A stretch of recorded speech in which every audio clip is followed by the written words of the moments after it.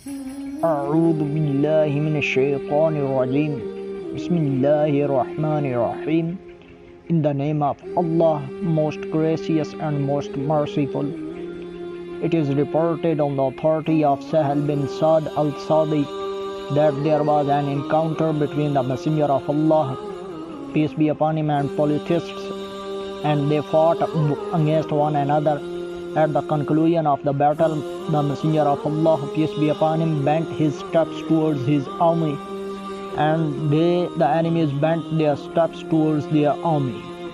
And there was a person, his name was Kuzman, and he was one of the hypocrites among the companions of the Messenger of Allah, who did not spare a detached fighter of the enemy but pursued and killed him with the sword.